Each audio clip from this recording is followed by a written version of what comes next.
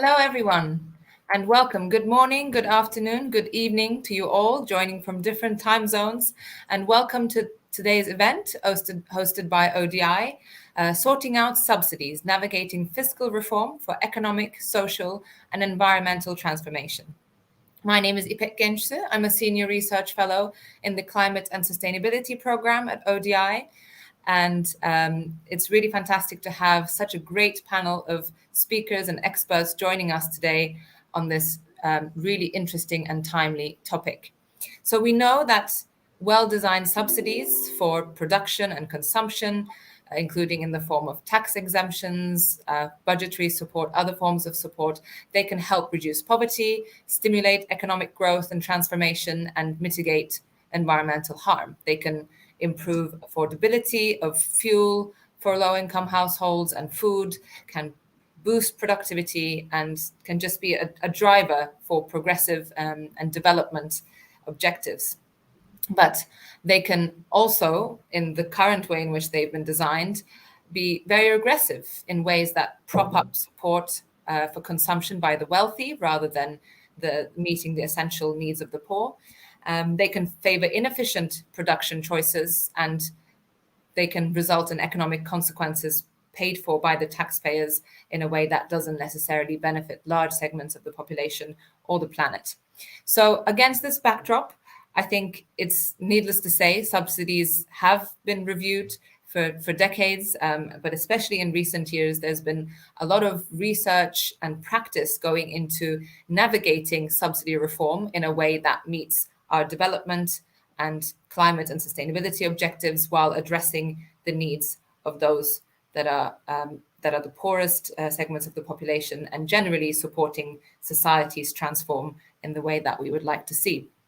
So today I have a fantastic panel of expert speakers, starting with Zira Kwagwe, who's the Nigerian focal person of the African Climate Foundation and the Nigeria advisor of the Climate Emergency Collaboration Group. I have Ganesh Vignajaraja, the professorial fellow in economics and trade at Gateway House, based in Mumbai, and also a senior research associate at ODI. I have with us Defne Genjar, who is a senior energy specialist at the Energy Subsidy Reform Facility, ESMAP, at World Bank. We've got Jodie Keane, who's a senior research fellow in the International Economic Development Program at ODI. And last but not least, Laurie Vandenberg, who's the Global Public Finance Campaign co-manager at Oil Change International. So welcome all. Thank you so much for joining us today. And we're really looking forward to hearing about your national and international perspectives and experience working on this critical topic for years. So we will kick off our events today with a view on the national perspectives. So we will have two panelists joining us today who are going to be telling us about the national perspectives from Nigeria and from Sri Lanka. Unfortunately, we had another colleague, Fabi Tumua, who was going to be joining us from he's the executive director of the Institute for Essential Services Reform, Indonesia, but he's unable to join. So I will say a few words about Indonesia and sending apologies on his behalf before we move on to our speakers. But just to let you know, before we start the event, please feel free to use the Q&A box, which is under the event page, to share your thoughts and questions throughout the event. Feel free to also engage in this discussion on Twitter, tagging ODI_global or on LinkedIn, including any hashtags that you feel are relevant, such as fiscal reform, subsidy reform, energy transition, just transition, climate change, and so on. But do feel free to engage on this topic and share other resources, your own national perspectives, and your experience on the issue. So moving on, starting off with the national perspectives, let me just say a few words in terms of Indonesia, because we thought this was a really interesting and significant case study to mention. Unfortunately, our colleague is unable to join us to present the Indonesian perspective, but I think it's a really interesting example of subsidy reform, the kind of the progress and the successes of subsidy reform, and some of the kind of challenges and keeping up the progress and making sure subsidies are not rolled back. So many of you may be aware that Indonesia was experiencing significant challenges with subsidies in 2012. Nearly 40% of the fuel subsidies went to the richest 10% of households. Less than 1% went to the poorest 10% of the household. So, it was extremely regressive. And by 2014, the government spent 3.5 times as much on fossil fuel subsidies than on social welfare. And twice as much as on capital investments. So really, they were increasingly a bigger and bigger chunk of the government budgets. And when oil prices rose sharply, they reached about 24% of government expenditure back in 2005. So under budgetary pressures, which is, we might be talking about this today, is one of the main reasons that comes up. The government ends up increasing, and it did end up increasing energy prices by 29% in March 2005 in Indonesia, and this ended up saving them about $4.5 billion earlier that year, and then again in October by 114%, which ended up saving $10 billion.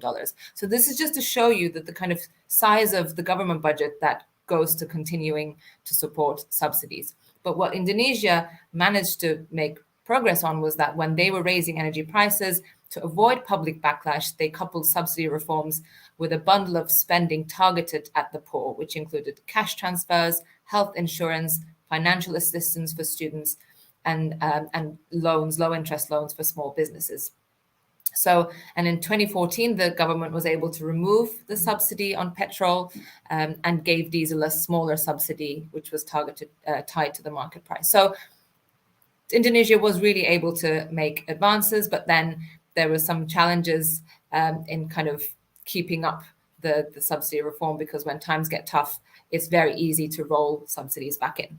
So just with that backdrop, with that example of Indonesia, which unfortunately our Indonesian colleague Fabi Tumiwa was unable to tell us more about, I just wanted to kind of give a bit of a flavor of one country's national perspective and success in subsidy reform. But let me move on to welcome our first panelist, Zira Kwaghe, who will talk about the Nigerian perspective on subsidies. Zira is the Nigeria focal person of the African Climate Foundation and the Nigeria advisor for the Climate Emergency Collaboration Group.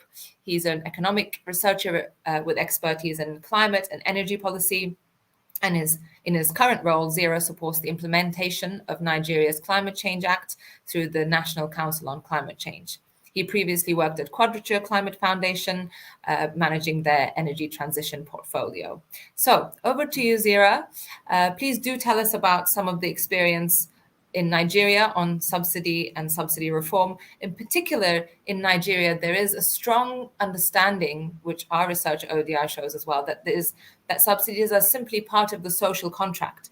As an oil and gas producer, people expect subsidies to be given to support their consumption of fossil fuels. So what are some of the challenges and opportunities in Nigeria at the moment and in recent years, and what can we learn? Thank you very much, IPEC. I think you've asked a really interesting and important question on the social contract around subsidies, and I'll just take a little bit of a historical view on your question. So Nigeria had its first major oil boom in the 70s, and since then, it's fair to say that most Nigerians felt that cheap petrol was the main benefit they were getting from Nigeria's oil and gas wealth. But since you asked about the opportunities around that social contract, I would say that is changing, especially since the 2010s. And it's changing for two factors. The first is that there's a growing middle class and an increased recognition that subsidies have become a major drain on Nigeria's public resources. Like in 2022, for example, about 20% of government's total expenditure went towards subsidies, and 30% of the amount that was budgeted in terms of revenue went towards subsidies. So that's a huge and a major source of financial expenditure that needs to be looked at. To remove subsidies, there needs to be a clear alternative being provided and communicated properly by the government. And this is even more important in countries like Nigeria, where public trust tends to be low. So to get it successfully implemented, you need to really communicate a clear alternative. So if you take out subsidies, what do you plan to spend the money on? So I would talk a little bit about the previous attempts to highlight some of the lessons learned. And in the past few years, there have been three major attempts to remove subsidies. The first was in 2012, the second in 2016, and then the most recent one in 2020. So these are the three most recent ones that I'll discuss. And there are two key factors that we can look at to understand the key lessons to learn.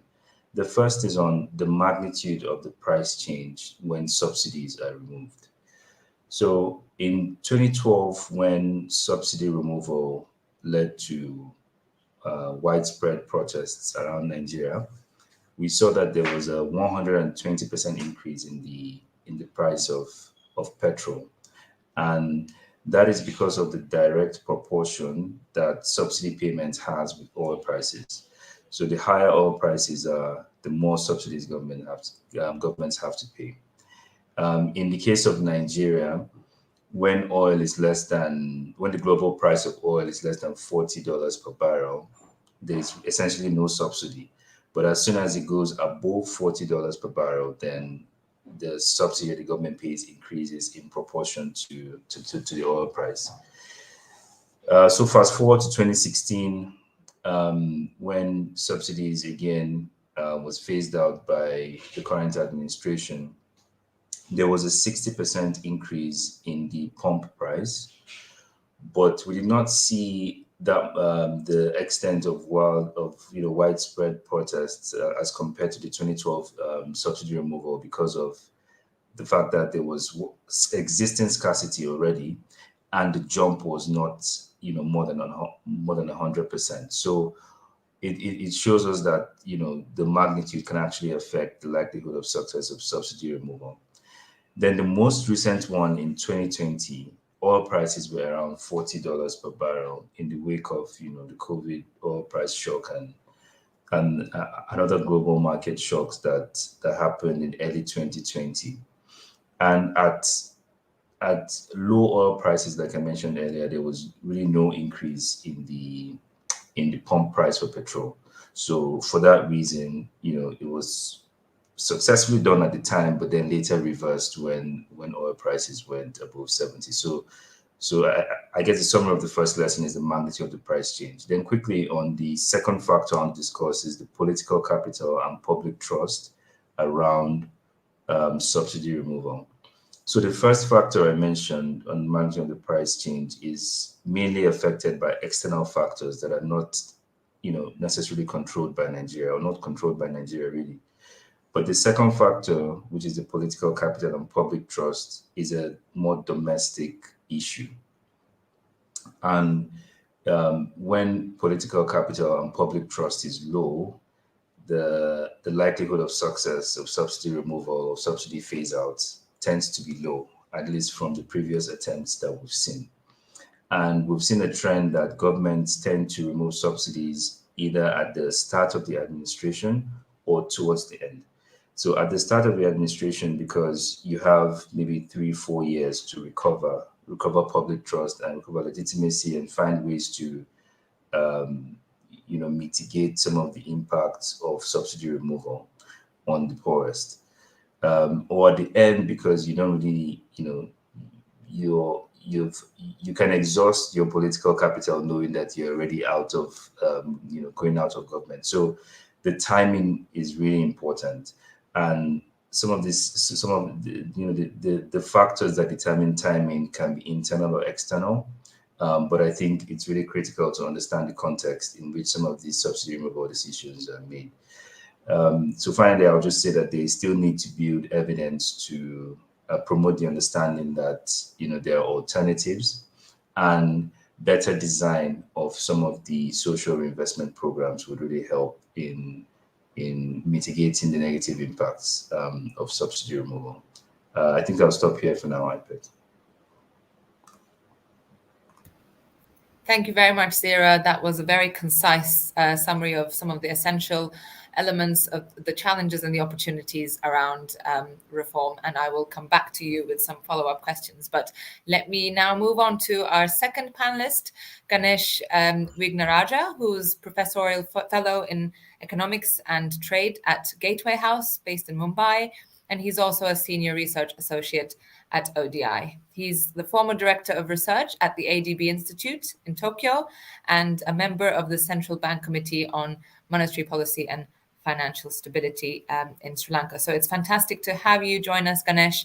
And I do want to, you have a wealth of experience across different geographies, but we do want to ask you about the experience in Sri Lanka today, especially about navigating subsidy reform in an economic and financial crisis. Because I imagine most Sri Lankans anticipate major changes in spending and investment as a result of the current economic challenges about the default and debt restructuring. Does that offer an opportunity to target spending in a way that is more productive and inclusive, sustainable, and so on?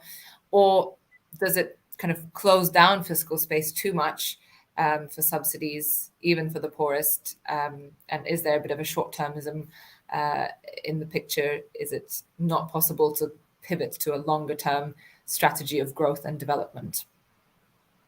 Thank you very much, Ipek, and to colleagues at ODI for having me here. Let me talk about Sri Lanka in this crisis period, and I want to sort of make four broad points, which I think will be useful for the audience. The first is that Sri Lanka, like this Nigerian case, was really seen as a successful case of using subsidies to reduce poverty, probably more so in Sri Lanka. It's a widely cited case of a basic needs success story as early as the late 1970s for a low-income country, that is. And $2.15 a day poverty fell significantly from some 17% in 1985 to about 1% in 2019. And this is really due to trickle-down growth theory after opening up Sri Lanka to trade and investment in 1977, some of the poverty program, and then a vast raft of subsidies, which are enviable by developing countries. We have free health and education, probably better than the British model, which we try to emulate today for the entire population. We have fuel subsidies, fertilizer subsidies for farmers, free school meals, utility subsidies, and so on. These were very politically popular, and governments got elected on promising more subsidies. And these were financed by tax revenue and concessional aid and foreign borrowing. But there were very problems that came around in the 2000s. The second point I want to make is really around the economic crisis that we face. And Sri Lanka in 2022, 2023 has been forced into reform of these subsidies and other measures. The debt default occurred last year in 2022, April, and mismanagement was one big part of it, as well as infrastructure debt to China. Now, the economy, contracted by 8% last year, and there is a significant reversal of poverty and rising child malnutrition. And this is in a case of a country that used to be a basic needs success story. Now, reform of subsidies are a major factor in this IMF program that we just concluded. And utility pricing and fuel subsidies are the major element. And there is also pressure to reduce bloated public expenditure and the universal sort of healthcare bit. Now, we've had in this crisis period, in the last 2 years, probably 3 attempts at reforming these subsidies. The first one is kind of a very famous example of a disastrous switch of the fertilizer subsidy mix. We tried overnight a couple of years ago to switch from chemical to organic fertilizers without preparing farmers. And, there was no local supply of organics. So it all had to come from imports. It, in fact, raised imports significantly. And far worse, there was a big fall in agricultural output. and food insecurity for the population, more food insecurity for the population during a crisis. The second one was probably partially successful, which is fuel price subsidy reform and utility price reform. We kept prices artificially low for utilities and fuel while market conditions fluctuated. And this was partly because much of our electricity comes from fossil fuels, and the public have enjoyed also, subsidized transport for some time. This probably cost 3 billion or so a year, according to some estimates. Now, in anticipation of this IMF program, which came this year, Sri Lanka significantly raised utility and fuel prices to more realistic levels, and also introduced a QR fuel rationing system. This has had mixed outcomes. This sudden change in fuel and utility prices has hurt the poor in a situation where we also have 60 to 70% inflation, and has drawn widespread public protests against this kind of reform. We also find it's very difficult to provide targeted relief, particularly on utilities, to the poor. But the QR code system of fuel rationing, which considers income and the type of vehicle, was broadly a success and has got rid of the black market and 3-mile-long petrol queues.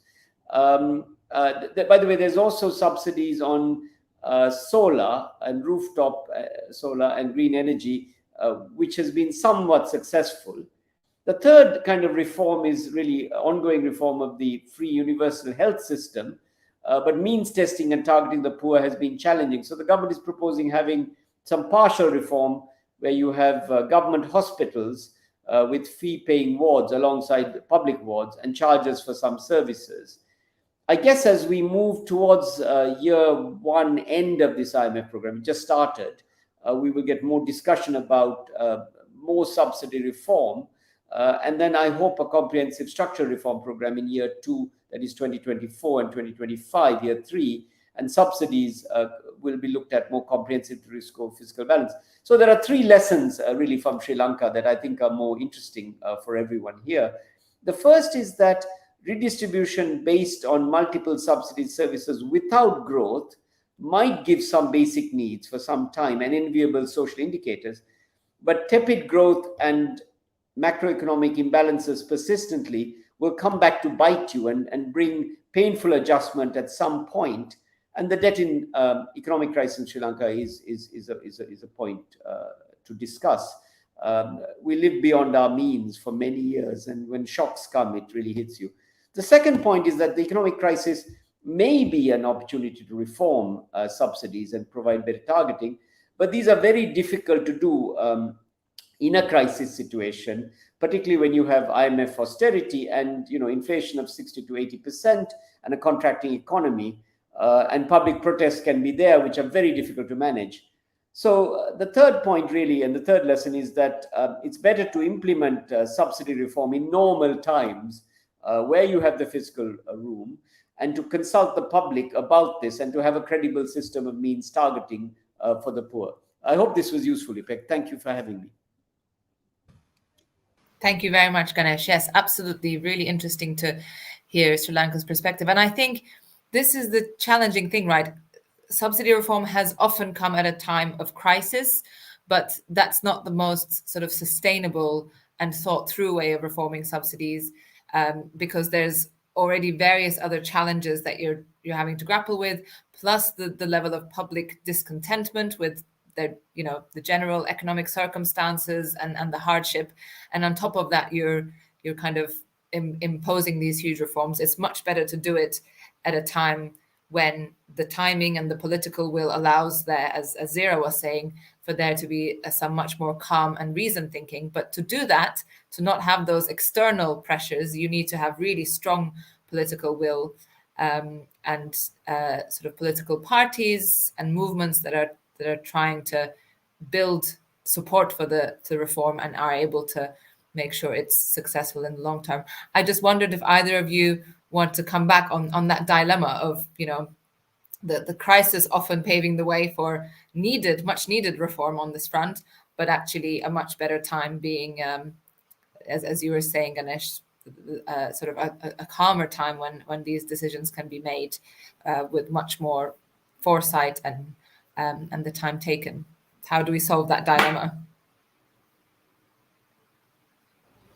I'm not sure I have a solution, but I think I can describe the opportunity a little bit better, um, or expand on the opportunity that I highlighted earlier on. So when there was an oil price shock around the early COVID months, Nigeria took advantage of that sort of external challenge to remove subsidies and implemented what we described as a modulated pricing regime, where moving forward, the Petroleum Product Regulatory Agency had a template that set the price for petroleum products on a monthly basis.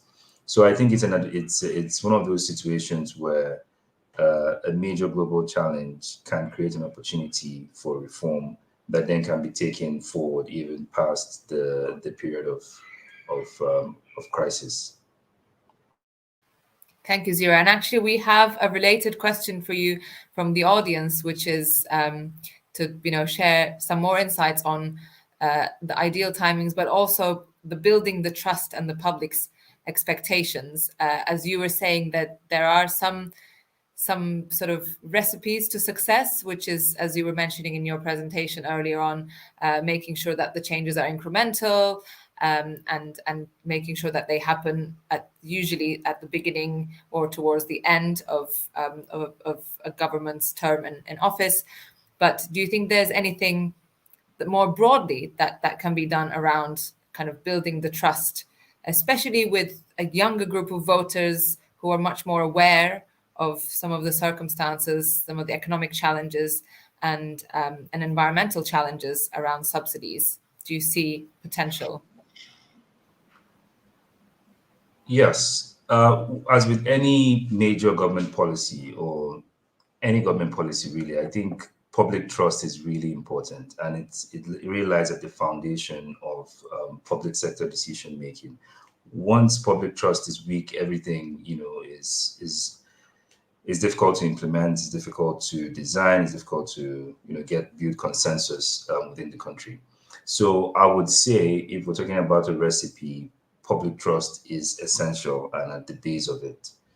Then the next step would then be consultation.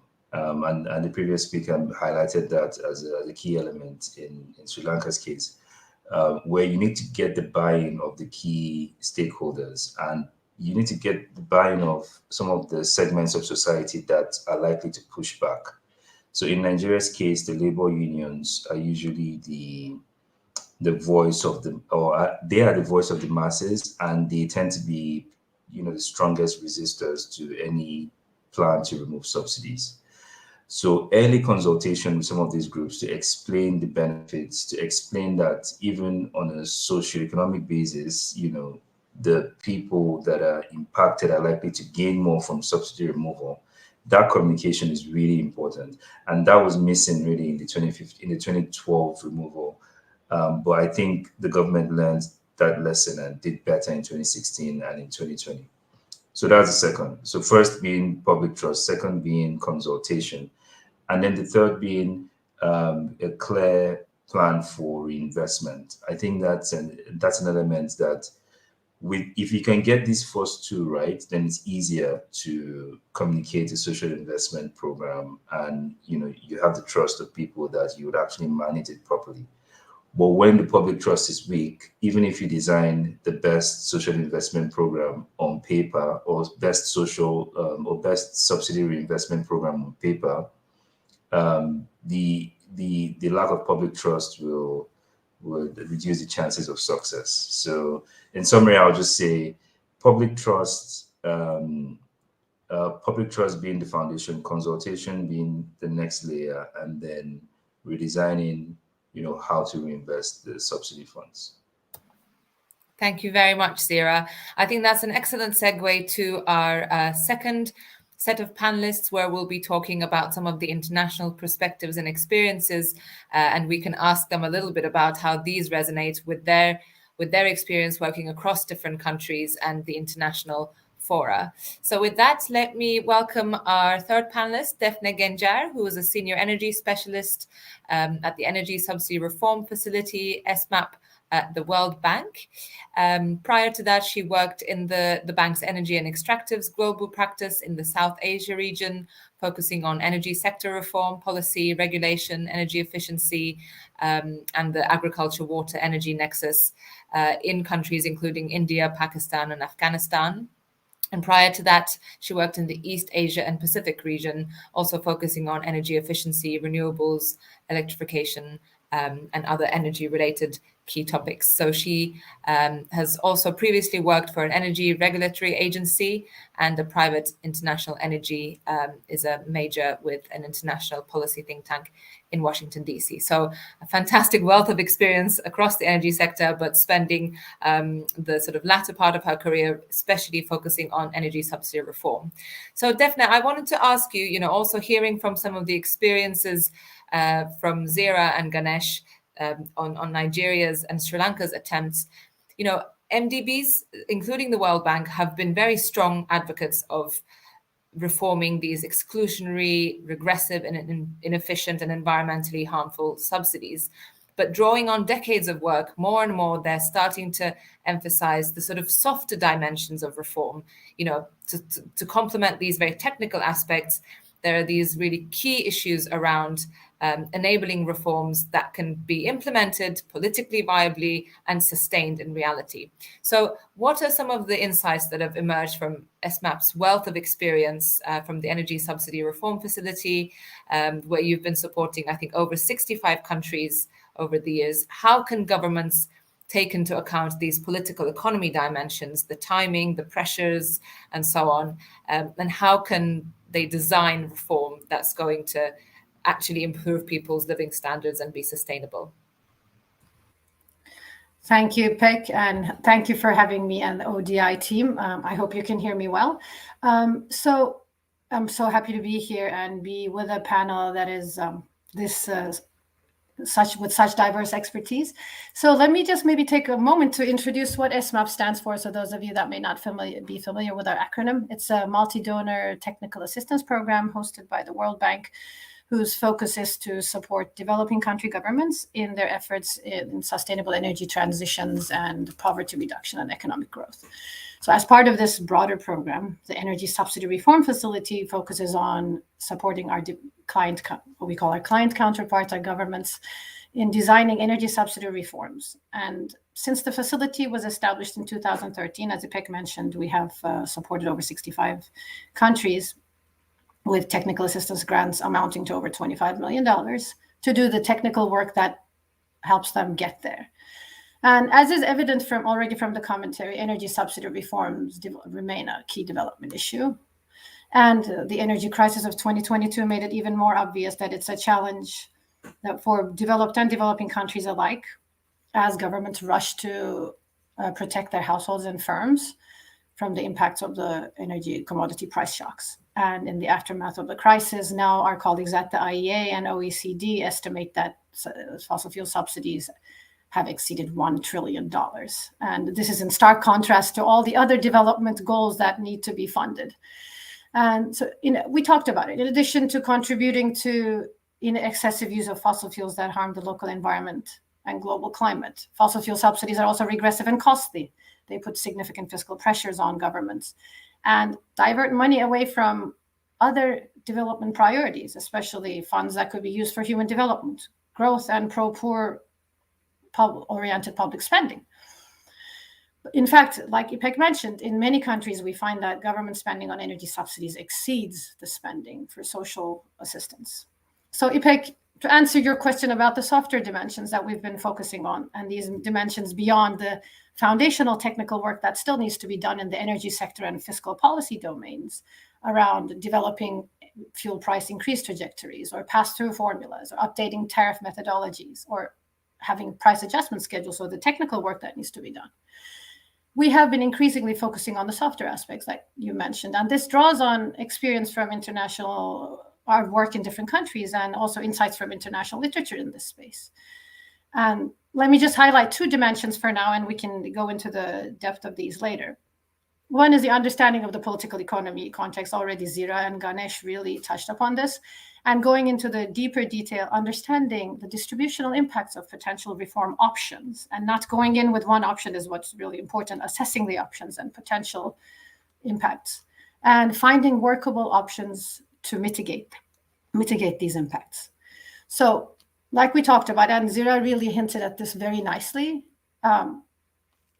that there are multiple reasons why the most technically sound reform initiatives can fail even before reaching implementation stage, despite the obvious fiscal, distributional, distortive impacts across the economy. This is because if they're not suitable for the political economy context at a given time, these reforms do not move forward. And the previous interventions touched upon it, so I'll just touch upon some of the reasons. Firstly, many people, or some people, some of the poor at least, really need affordable energy. Of course, then there's the debate of whether the best way of giving them affordable energy is through universal price subsidies. But in other cases, those who do not need them end up getting them, and they become accustomed to energy subsidies over time. And then in many countries, there are powerful, well-organized vested interests who benefit from that they don't want to let them go. And in other contexts, subsidies are seen as part of the social contract that, again, Zira touched upon. Oftentimes, low-cost energy or subsidies are the only tangible things people get from the state. Honestly, in other cases, people don't even know that they are receiving subsidies, so there's no incentive to change. And even when the citizens are aware of subsidies, they don't always know the opportunity costs. So this hints at the importance of communicating these impacts. People don't know what else could have been done with the money that's being spent on keeping the cost of gasoline low. Could they have gotten better roads, schools, hospitals, or extra cash in their pockets? So overall, international experience shows that instead of universal price subsidies for consumption of fossil fuels and electricity, there are better ways of protecting the vulnerable and poor people without creating these distortions and the negative impacts that we talked about.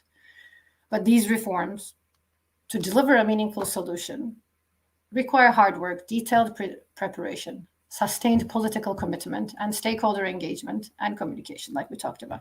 This is why at SMAP we've been focusing on supporting our government counterparts who have the wish to reform, and designing reforms that would be fit for their context, make sense for them, that can be implemented, and that draws on international good practice where available.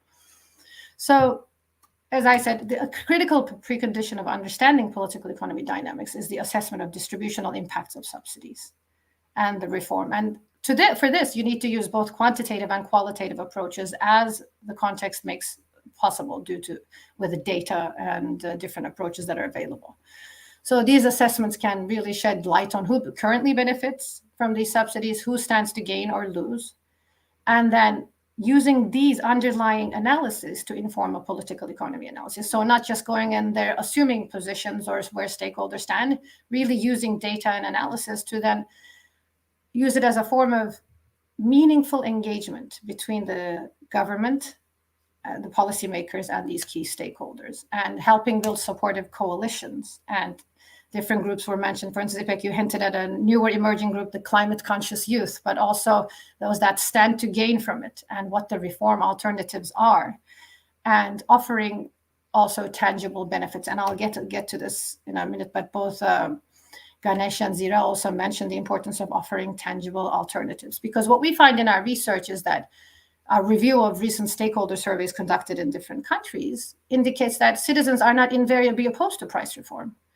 And they can view energy price reform as more acceptable if they receive a tangible benefit, be it through cash transfers or receiving more efficient appliances or better energy services or other public spending that benefits them and their families. So this is very important.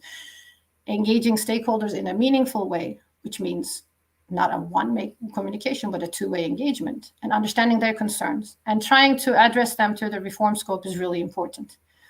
And communicating clearly to help build trust, acceptance, and support for reform is very important. So a follow-on thought is about the mitigation of the impacts. One of the most tangible ways is to build mitigation measures into the design of the reform itself, instead of being an afterthought. And over the past several decades, there's been a growing recognition on the role of targeted cash transfers to replace universal price subsidies, and many countries around the world have been adopting them. these are actually increasingly being used in our developing country context, but also in the OECD countries. And in fact, a recent multi-country review that our colleagues at the World Bank Social Protection and Jobs Global Practice, in collaboration with SMAP, carried out. They did a stock-taking review of energy subsidy reform and social protection initiatives that were carried out together. And they looked at about over a sample of 20 reform initiatives undertaken since the mid-1990s, where cash transfers accompanied energy subsidy reform. And what they found is that overall, these cash transfer mechanisms and use of cash transfers in energy subsidy reform really helps facilitate the transition to the new regime. And they were helpful in enabling acceptance of implementation of the reform, particularly in early stages. And then also, in the end, ultimately, majority of the reforms explored ultimately generated net fiscal savings. This is very important, even after offering cash transfers. So what you do with the potential fiscal savings really matters. And in the case of these cash transfers we looked at, reform design and approaches changed over time. The coverage of the mechanisms changed, delivery mechanisms changed, and targeting were improved over time. And I'll be happy to go into these in greater detail later.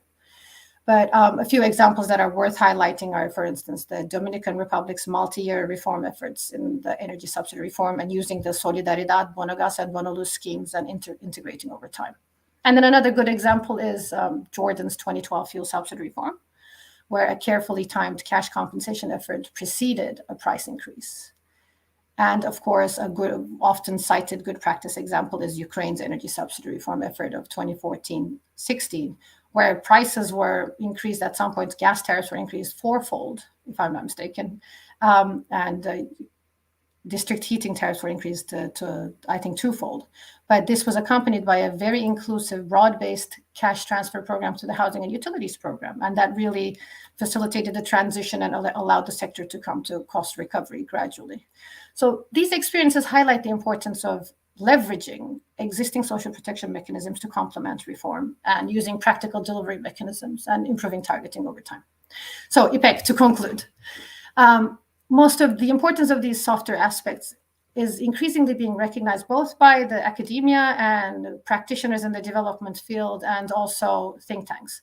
So, and we are seeing also in our part at SMAP that we have tried to do multiple things, both through delivering good practice notes that focus on these aspects of the distributional impacts of reform, using quantitative and qualitative methods about approaches to political economy assessments, and designing communications campaigns to help support the governments in this effort.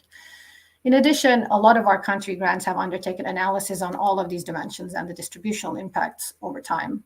And in fact, I think of our $25 million of grants that I mentioned, these components have been covered in one form and another by our clients based on the demand from the government agencies. So I hope I was able to answer your question, and thank you again. Thank you very much, Defna. That was really a wealth of experience and information that you shared with us.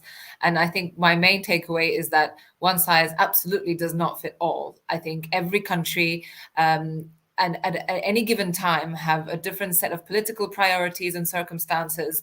And these reform processes have to absolutely assess the situation, the role of different stakeholders, the different distributional impacts of reform, the different scenarios, as you were saying, to put options in front of people and work through in a very kind of collaborative way with the different stakeholders and not assume what the impacts will be or the different positions will be of the different parties that you're engaging and will be impacted by reform.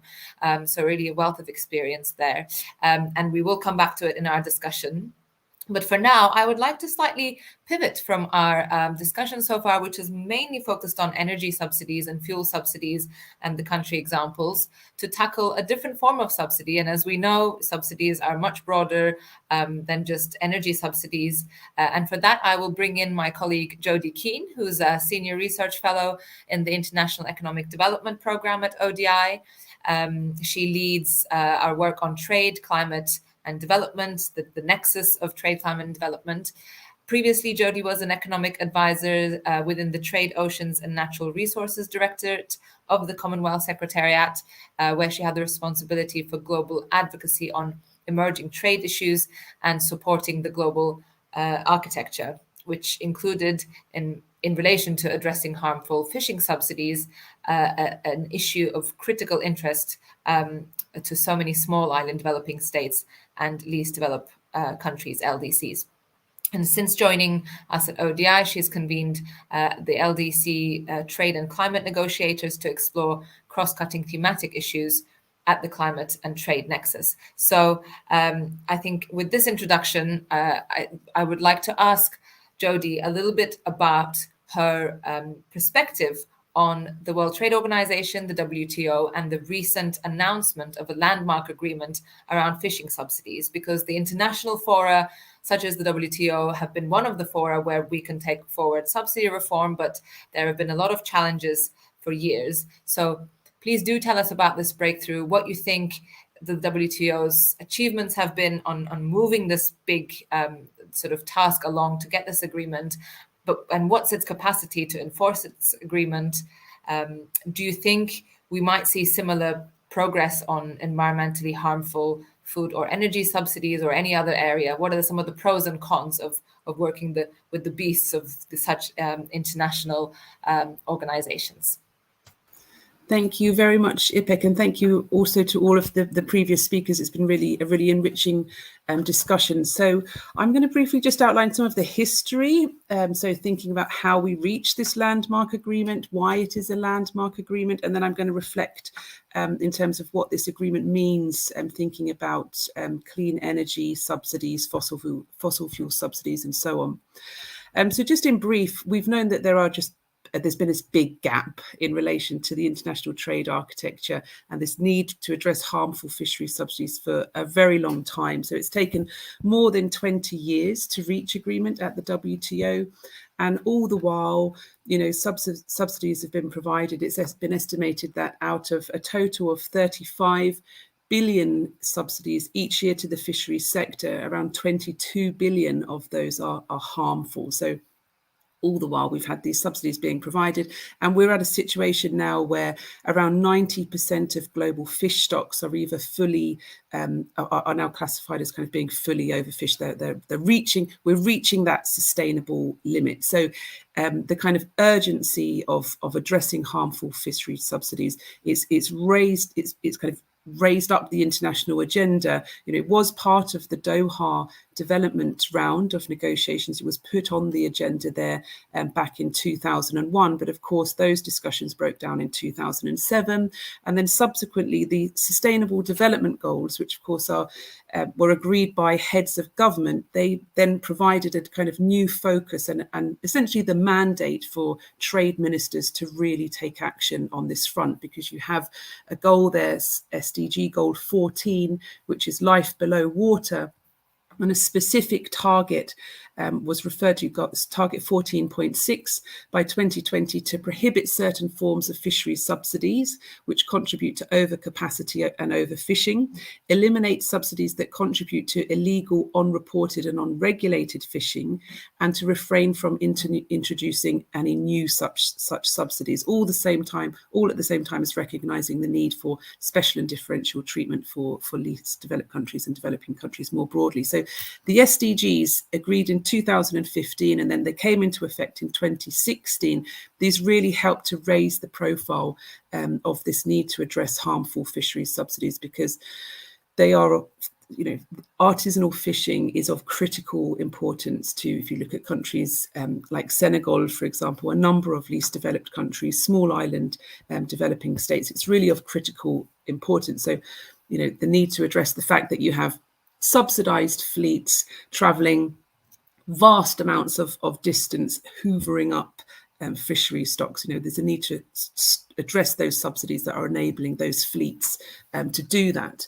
So since the SDGs, there was some progress made at the 11th WTO ministerial, but the breakthrough really came in June 2022 as part of the so-called Geneva package, where agreement on fisheries subsidies was agreed. However, I would urge some caution there, because although the agreement covers some aspects of SDG, that target 14.6 that I mentioned. It doesn't cover all. So there is still a big gap in terms of a more direct rule that would help to prohibit subsidies that contribute to overcapacity and overfishing.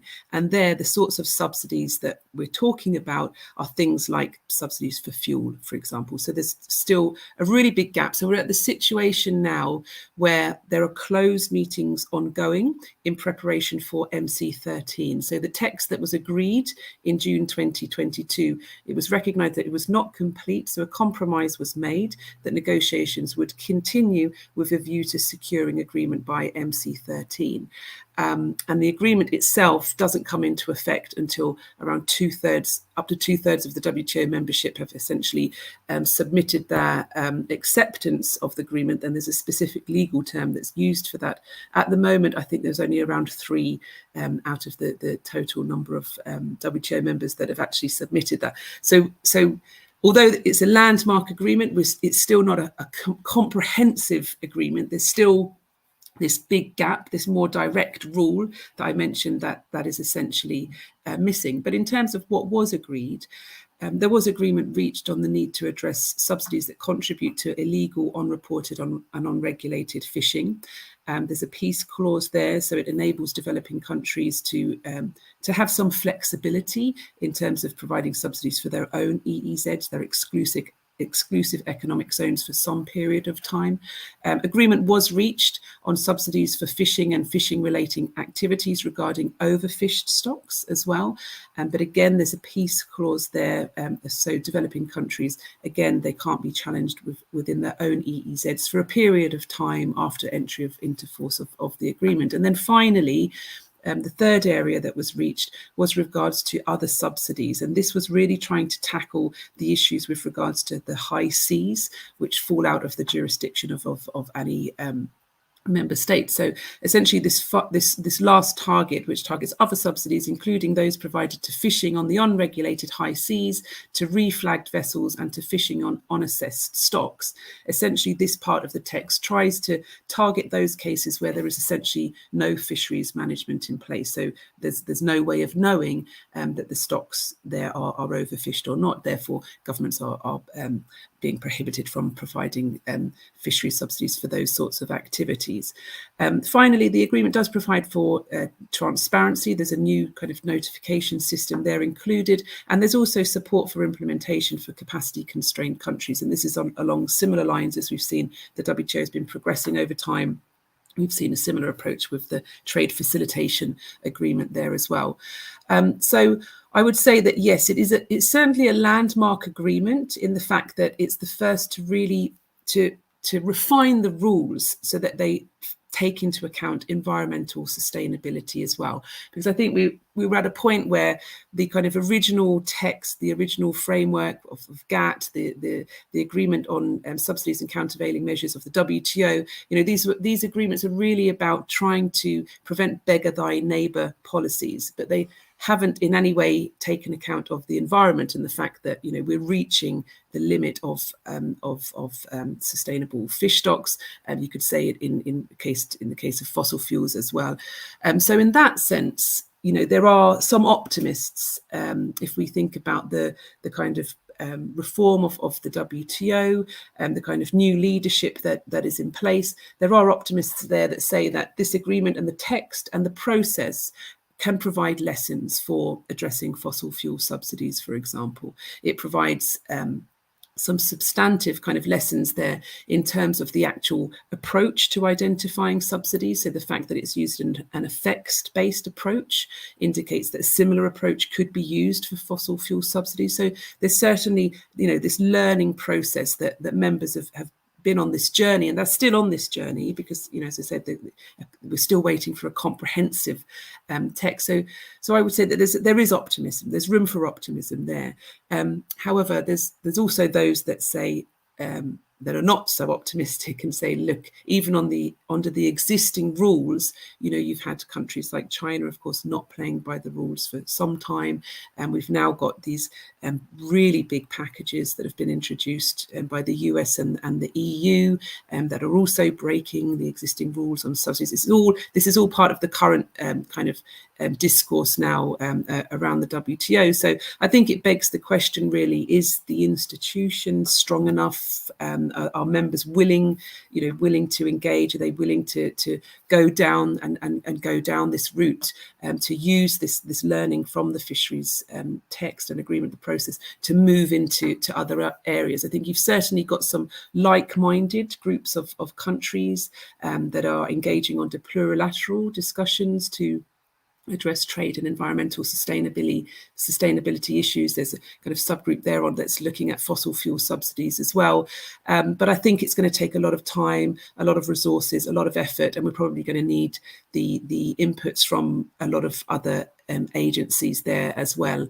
There's the fact that very many small island developing states, least developed countries, I think it's that capacity side. They want to retain their policy space so that they have the policy space to develop their own fleets in the future, to make the best use that they can of their own exclusive economic zone. So they want to keep that policy space, but at the same time, I think there's a need for assistance so that that countries are more fully aware of the types of subsidies that they are providing and whether these may be classified as harmful or non-harmful. So I think there's certainly a lot more work to be done in that area. And I'll wrap up there, Ipek. I hope that's been helpful for you. Absolutely. Thank you very much, Jodie. And it's really fascinating to have both the background on the need for such an agreement on fishery subsidies, but also the process and some of the challenges, some of the opportunities, the reasons to celebrate the agreement, that such a landmark agreement was reached, but also what it really means in practice, around its enforceability, around how comprehensive the rules are, and what to do when rules are broken and so on, and also from the perspective of some of the kind of developing countries, the small island developing states and least developed countries that need a lot of support to make sure that this agreement is in their favor. Let me use that as an opportunity to segue to another related agreement and ask our panelist Larry van der Berg to tell us a bit more about it, which is around fossil fuel subsidies in the UNFCCC and the Glasgow Agreement, which Larry will tell us a bit about. But before that, let me introduce Larry, who used to be a former colleague with us at ODI, and she's now the Global Public Finance Co-Manager at Oil Change International, NGO. Her work focuses on ensuring a just transition through moving governments away and financial institutions away from continued financing and permitting the expansion of oil and gas in particular.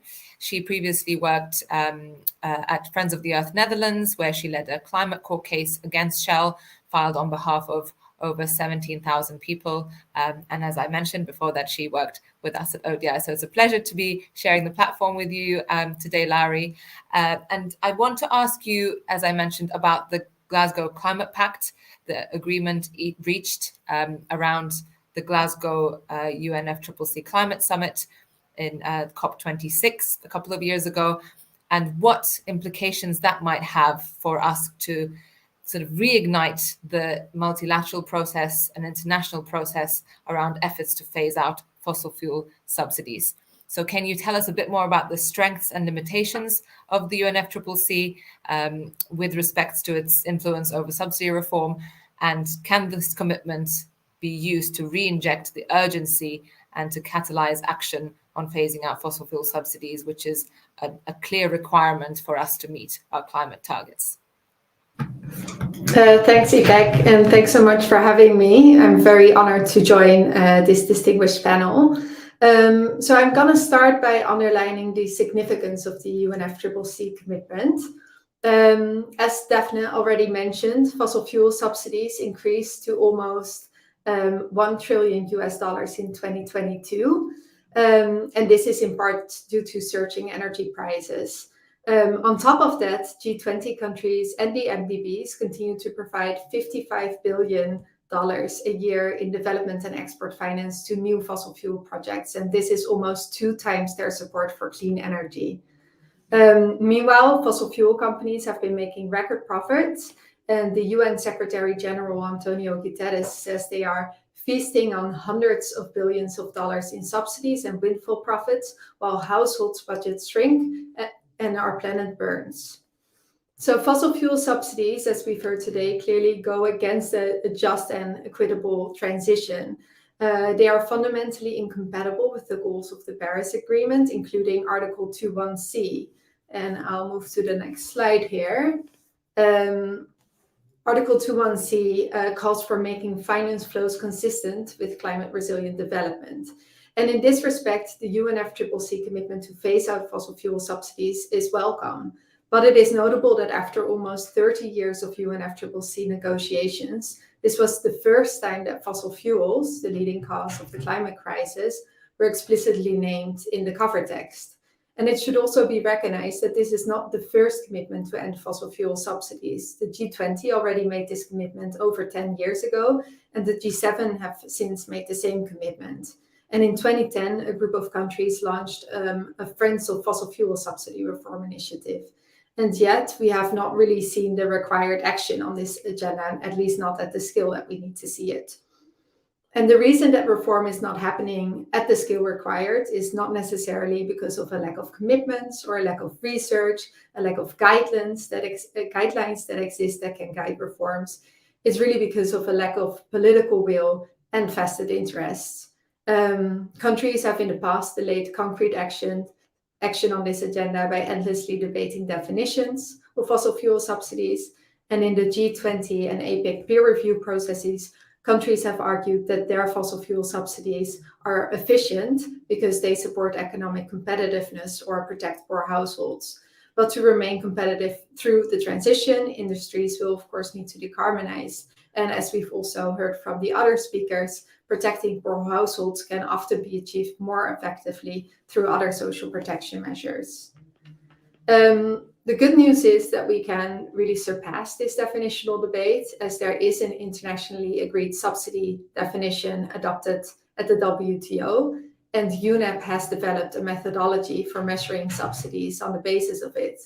So yeah, how do we now re-inject urgency and catalyze action? Public pressure really helps build the needed political will. As we're now also seeing in the Netherlands, where after years of reports and stakeholder dialogues, Extinction Rebellion has started to block roads to protest fossil fuel subsidies, bringing the topic really back on top of the political agenda. And countries with political will also have an opportunity to adopt comprehensive roadmaps for country-level reforms that respond to kind of needs at the country level, with urgent timeframes and annually report on progress made. And they can also join with others that want to lead by example. And a similar first movers initiative that was launched on the sidelines of the UNFCCC has already shown success in bringing down fossil fuel support. In Glasgow, 39 countries and institutions, including some of the largest historic fossil fuel financiers like Canada and the US, committed to end international public finance for fossil fuels by the end of 2022, and instead prioritized their public finance for clean energy. And the G7 then adopted a near identical commitment. And this initiative is already shifting billions out of fossil fuels and into clean energy.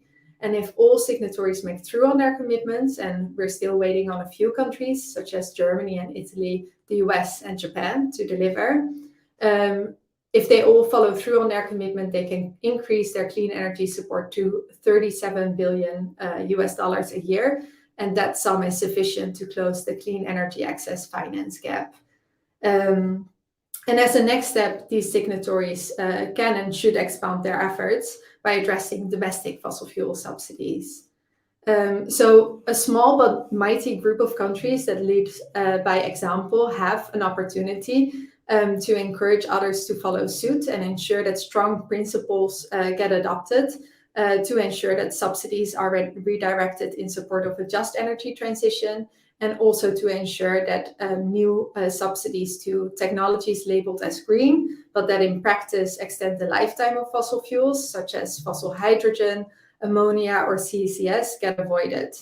There's also an opportunity to ensure that ending fossil fuel subsidies and finance, alongside other fiscal reform measures, such as debt cancellation and raising windfall taxes, are recognized as an opportunity to implement Article 21C and raise funds for clean energy access, just energy transition packages, climate finance, and loss and damage. And there is currently a lot of momentum behind global financial system reform, and the shift out of dirty energy finance and to clean should really be part of these discussions. And finally, I'd say that if countries continue to delay, another way to re-inject urgency is climate litigation, which is on the rise globally. And I'll wrap up there. Thank you. Thank you very much, Larry, and thank you for kind of reminding us of these years and years of commitments and the lack of movement and the lack of sort of meeting those commitments at country level due to various excuses and circumstances, including the recent sort of crises and so on.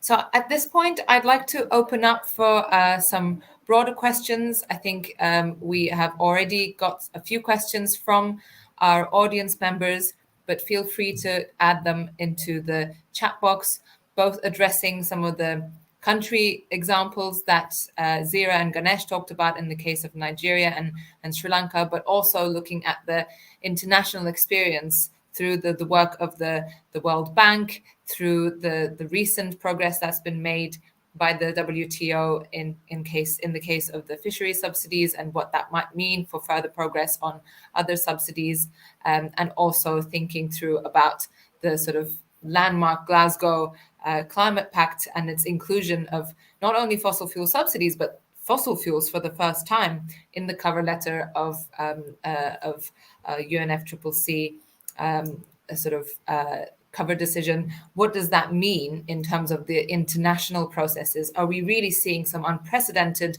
movement at those levels that are able to put credibility and urgency to these commitments at the international level, which will have ramifications at national level? Or are they just words on paper because the pressure is there for them to be on paper, but actually when it comes to kind of national action, the constraints do remain, such as, you know, the vested interests and the powerful stakeholders that are opposing these reforms, in addition to the complexity and the challenges of actually implementing them, such as in some of the ways that Zira and Ganesh and Defne outlined as well. So I think we are awaiting for a few questions to come in from the audience. We do have a couple of questions, so let me kick off with those. I think, I don't know if we have Ganesh back. No, I think he's just trying to rejoin. In the meantime, there is a question for Defne, looking at the experience of the World Bank and the SMAP facility in different countries. So one of our audience members would like to know if there are specific cases and more details you can share where the distortions were minimized and governments were able to design and tailor reforms well. I mean, I'm sure there are lots of examples, but maybe give us some of the specific things that you think they were able to do well to make sure that the implementation was successful. You mentioned the Ukraine example and a few other countries. So maybe some of the details from those would be really valuable to hear. Thank you, Pick. Sure. First, sort of a disclaimer, context setting. Success is relative. Countries that have reformed successfully went back and reversed them a few years later. So due to macro fiscal pressures or internal crises. So it's the main takeaway I'd like to leave you with. There is a lot of technical hard work to be done, and success is possible depending on the objectives that the government set for themselves, but this will change over time. So continued engagement on this topic, doing the hard technical work that needs to be done is very important. In the case of social protection, improving the targeting approaches over time, making sure the government knows where the poor are, who the poor are, where they're located, to find better spatial and income-based targeting mechanisms to make sure the benefits reach those who need it. And no social protection mechanism, no cash transfer mechanism is perfect, because in the end, it depends on the quality of the information you have to know who the poor are, and needs evolve over time. So that's the general context setting. And also in the recent crisis, the 2022 crisis, showed that though the countries, the successful reformers, went ahead and reversed it. Those that were planning to reform held up on their reforms because they had to protect. And for the first time, countries that never subsidized fossil fuels started subsidizing them. For instance, Japan introduced a fuel subsidy that cost something in the order of $2 billion a year, if I'm not mistaken, some significant magnitude, a country that never did this. So there will be external shocks that will test everybody's ambition and ability to act based on their ambition. So with that, let me just talk about some of the examples I touched upon earlier. So Dominican Republic. This is the outcome of a multi-year progress that is a reform process that's ongoing still. First, through the Bonogas and Bonoluz schemes, which target gas and electricity subsidies and provided targeted subsidies to poor households based on income and welfare targeting mechanisms. And over time, these were integrated into Solidaridad, which is the national social protection program. And this was a very good example of how this was done, starting small, gradually integrating programs and introducing new reforms to help the programs and their coverage reach scale. So as I said, the government spent a lot of time understanding who was going to be impacted from these reforms and develop workable mitigation measures and understanding the fiscal cost of different options. And over time, the government really focused on building supportive coalitions and building trust with the government, with their counterpart, with the citizens, by delivering on the benefits they're promised. So similarly, in Jordan's 2012 fuel subsidy reform that I mentioned, this built on past reform efforts that did not necessarily go so well or couldn't or were not implementable due to external conditions, but they drew on that past experience to improve the reform, the design of the mitigation measures, and build in compensatory cash transfers to their fuel price increases. And ahead of the 2012 fuel price increases, the government provided a targeted cash transfer to the beneficiaries. So this was a tangible benefit, was delivered before the actual price increase in this case. And then this was very carefully messaged through a whole of government approach with key stakeholders, communicating consistently and clearly to the citizens what's that's important, and with political support from the highest levels of government. And the robust communication campaign really helped both in terms of messaging, but also helping uptake of the campaign of the social protection program, because putting a social protection or cash transfer mechanism in place is just one step. Then it is very important to communicate to citizens and beneficiaries how they come and use these benefits, and trying to keeping things as simple as possible. And in Jordan's case, also one thing was, I talked about the importance of targeting the right people. What they did very well was they leveraged existing targeting mechanism for different social protection systems. Where they didn't have data, they were pragmatic, and you looked at asset ownership to limit leakage and make sure the poorer got the benefits. So it was a very practical and pragmatic reform at the time. And since then, the government has been strengthening their social registries and protection mechanisms to then improve the targeting approaches and use different delivery mechanisms. So this is about refining, being pragmatic at first and refining design over time. And I mentioned the Ukraine's housing utility subsidies program, which is an often cited success case in the way that they have achieved it. Again, the government used an existing subsidy program to deliver mitigation measures that accompanied a very significant tariff increase that had to happen because there were extensive macro-fiscal pressure, and basically the subsidies could not be afforded anymore. And they used the housing utility subsidy program as the primary mechanism to deliver benefits for heating, gas, and electricity to citizens. And this was again complemented by very visible and well-designed communication outreach campaign. And then over time, they refined, again, the targeting, the delivery mechanisms, and scaled up the support, and coverage of the mechanism changed over time. And beyond these, let me mention two more examples for colleagues that are interested to look up. One is Iran's cash transfer program, where they reformed fuel prices, and it was accompanied by very generous, if I'm not mistaken, almost 98%, 99% coverage of cash transfers, again, delivered before the price increase was happening. But again, at this point, it's important to highlight the fiscal trade-offs. So the more generous the benefits are, the higher the coverage, the higher the fiscal costs. So policymakers will be facing some trade-offs while designing these mechanisms. And another good example is Egypt's subsidy reform from 2014 to 18 over a series of efforts and price increases, and also tariff methodology adjustments, so that price increases are not one-off political decisions, but they are built into the way this sector operates. So it takes the political burden off of the government once this is an automated mechanism, and it's more transparent and it's more predictable. This also then helps users adjust. So I hope these are helpful examples. Thank you very much, Daphne. Indeed, there's a range of really important lessons learned from those particular case studies. But all this makes me realize how complex it is to reform subsidies, and the administrative capacity required to implement these sort of price changes over time, and making sure they're sequenced properly to make sure that the benefits are seen before the price increase comes into the picture. And that does make me think of some of the country examples. Zira, as you know, on some of our subsidies research in Nigeria, this was one of the challenges. When the administrative capacity is not in place, it's very challenging to make sure that the support reaches especially the most vulnerable consumers before the sort of price increases take place. So what are some of the things that you can recommend from Nigeria's perspective, being realistic about what a complex and challenging process this is, both in terms of prioritization, but also, we do have the incoming administration in Nigeria. What are some things that the Nigerian government, and working with the relevant stakeholders to support them, can do at this stage to restart the reform process, and one that will have hopefully successful outcomes? Thank you, Ipek. With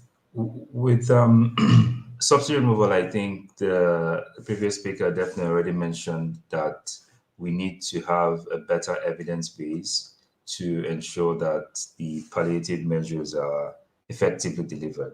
So in Nigeria, for example, we use petrol for two main things. One is to fuel our cars, but the second is to fuel our household generators.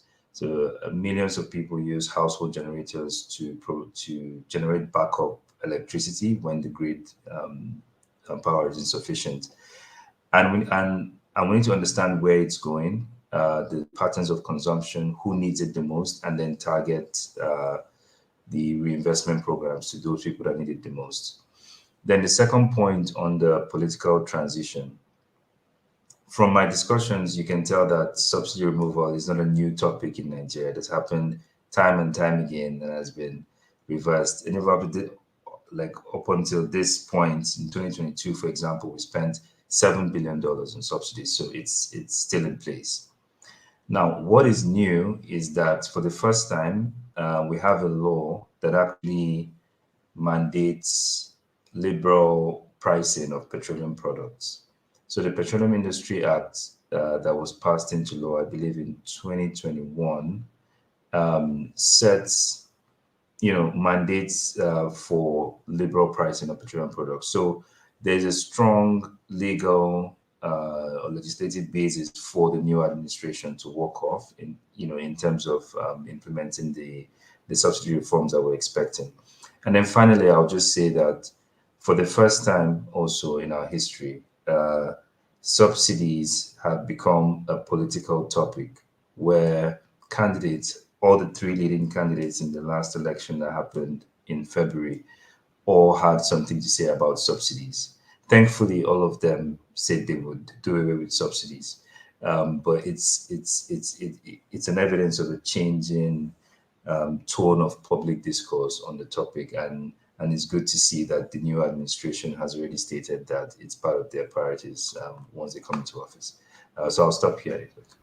Thank you, Zira. That is indeed promising to hear that there is a political opening for progress on this.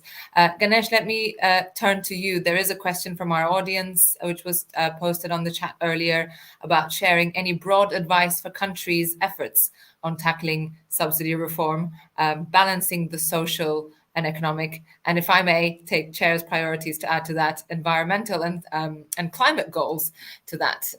And it is a very challenging process as we're exploring together. It's incredibly complex. The sort of analysis and evidence that needs to be there to enact these reforms in a way that's going to help them be sustainable and equitable and so on, and politically palatable.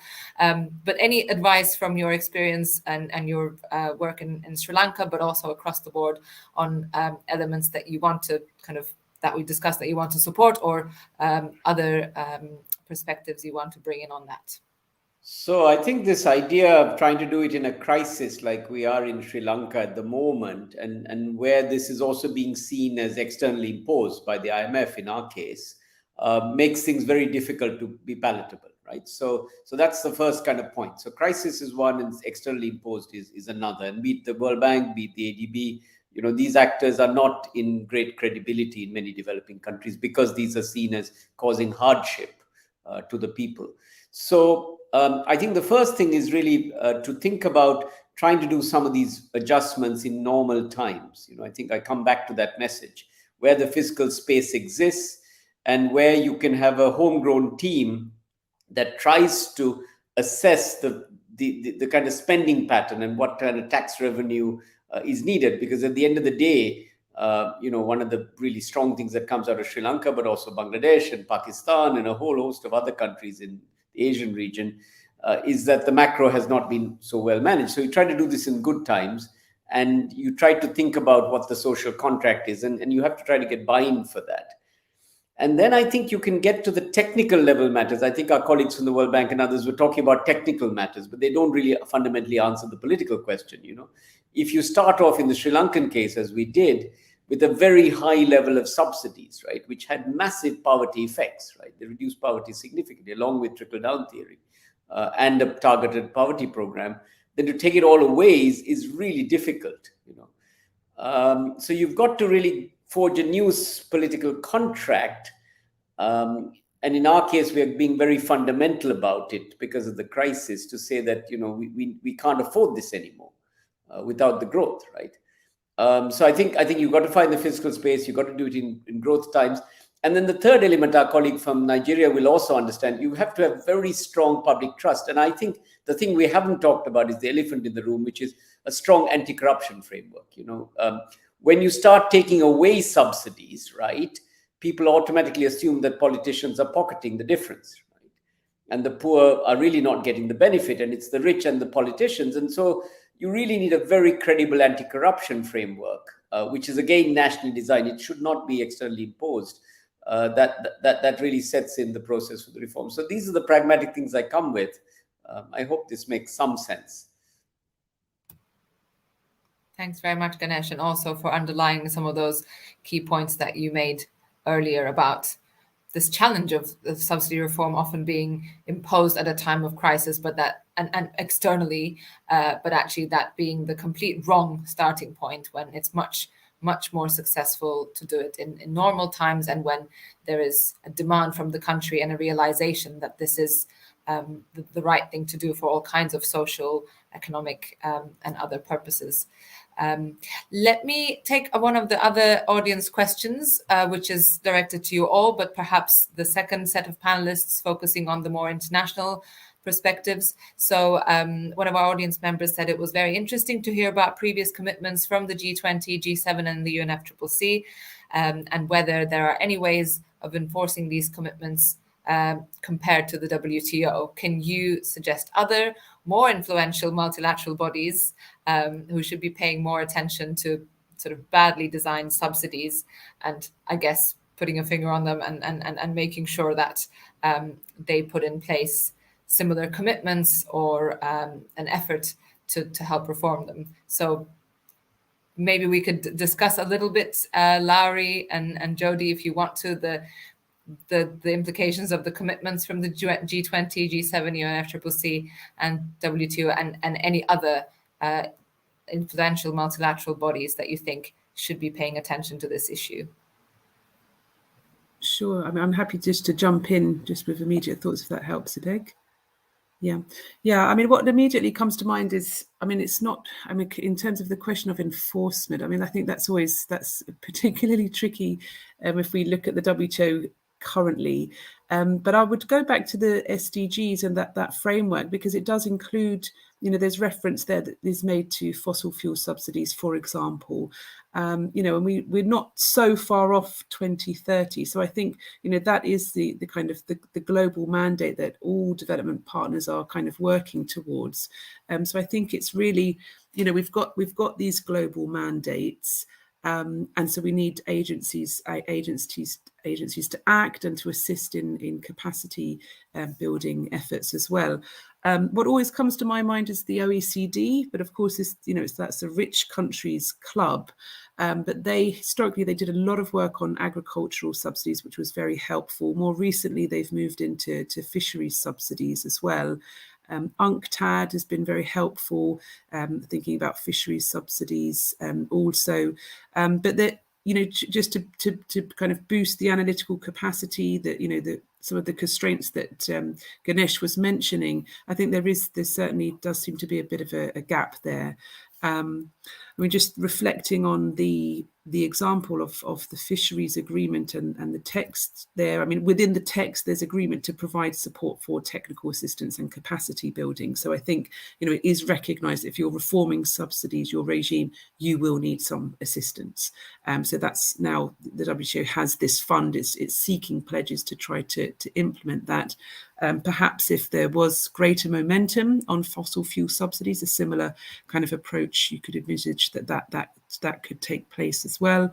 But I guess for me, it's always coming back to that, we've got the overarching framework, the SDGs, the goals there. So we really need, kind of agencies to move, but agencies themselves need to be properly resourced. Thank you very much. Larry, do you want to add something? I'd like to add that one thing that is important to consider here is that many of the international commitments made to end fossil fuel subsidies are not time-bound.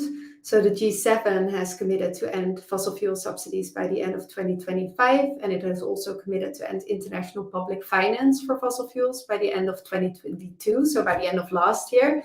But the G20 and the UNFCCC commitments are not time-bound. And what we've seen is that in the efforts that have been made since those commitments were launched, the focus has largely been on increasing transparency through peer review processes and less on kind of publishing comprehensive plans or roadmaps for reforms with timelines. And there's also not been a lot of reporting on progress made towards these commitments. So accountability has definitely been an issue. And simply said, I'd say that at the moment, it's too easy for countries to proclaim climate leadership while they continue to prop up fossil fuels with public money. One interesting thing that we've recently seen is that the UN SGS, so Antonio Guterres, has signaled that he is thinking about an entry ticket for the UN Climate Summit in September. And that would mean that only those countries that actually show that they're implementing the commitments that they've made can attend. And I think that it's this type of diplomatic pressure that is also needed to make sure that countries also demonstrate the political will and act on these agendas. Thank you very much, Larry. Absolutely, that's the kind of pressure that we need more of. Let me give a minute or so to Defne as well from the international perspective to add anything before we start to wrap up the event. Thank you, Pik. I just wanted to mention a couple more groups that the question asked about. What other fora are there internationally? The Coalition of Finance Ministers for Climate Action is a critical body bringing together finance ministers around the world. And I think they are really motivated in different work streams to do many things. And also France for Fossil Fuel Subsidy Reform, a group of governments, again, that was mentioned. And APEC. APEC's New Zealand chair was very active on the topic of fossil fuel subsidies, on subsidies in general. And in addition, of course, there are the climate finance mechanism, Article 6 mechanisms that can facilitate action on this ground. So I want to emphasize, yes, there is enforcement of commitments, but that what matters is also action beyond some supranational enforcement of something. And the action has to happen on the country level. And the governments need to own this agenda. Ganesh, I absolutely agree. Without government ownership, external pressure cannot achieve things. So it's important when the governments are willing to take action, they realize the fiscal cost to themselves and to their development priorities, that there is technical support for them to go and deliver on these. And again, I will come back to my point about details, knowing who the poor are so you can target them, for instance, or knowing the exact fiscal cost of these subsidies, or knowing where your subsidies are, because sometimes these subsidies are hidden. They're not even showing up on budgets. So it's important to support transparency initiatives, data collection, visibility of information on subsidy, which are also our colleagues at OECD, IEA, and IMF are doing an excellent job publishing yearly figures on subsidies. So this kind of transparency work has to be done. So there's work at different levels that need to be done. And at the World Bank and ESMA, what we're trying to support is country level technical and capacity building to support governments who wish to take action on how to get there. So thank you. Thanks very much, Defne. I think it's impossible to wrap up such a rich discussion, but I think I have to allude to some of the points that you've all raised around the importance of aligning national priorities with the international support, the technical support, and the financing to make such a challenging but ultimately a very rewarding process of fossil fuel subsidy reform and broader subsidy reform successful. The need to accompany the technical work with a focus on what we've called the sort of elements around the politics, the evidence and analysis around who's going to benefit, who's going to lose from the transition, how to support the most vulnerable, how to design policies that are iterative, timely, and sensitive to the needs of a specific country at a specific time. I think there's fantastic work that's being done at the international level, which is signaling commitments and putting unprecedented things on the table on paper, but ultimately it's about delivering it at the country level that's going to help us meet our climate development, economic and social targets. So with that, I thank you all, our panelists, so much for making the time today to share your wealth of experience and for all the fantastic work that you continue to do on this topic with your country partners and with the international community. And thank you all to our audience members for joining us at this really critical time, and hopefully where we can see a momentum for subsidy reform at national and international level. We hope you will continue to follow our work at ODI and the work of our our panelists in the great capacities that they have in their organizations in pushing forward this agenda. Please feel free to continue to share this event. We will have the recording in a shareable version that will be live uploaded in the next couple of days, and to continue to follow ODI's public events on this topic and beyond. Thank you very much, and hope you all have a great rest of your day, evening. Thanks for joining.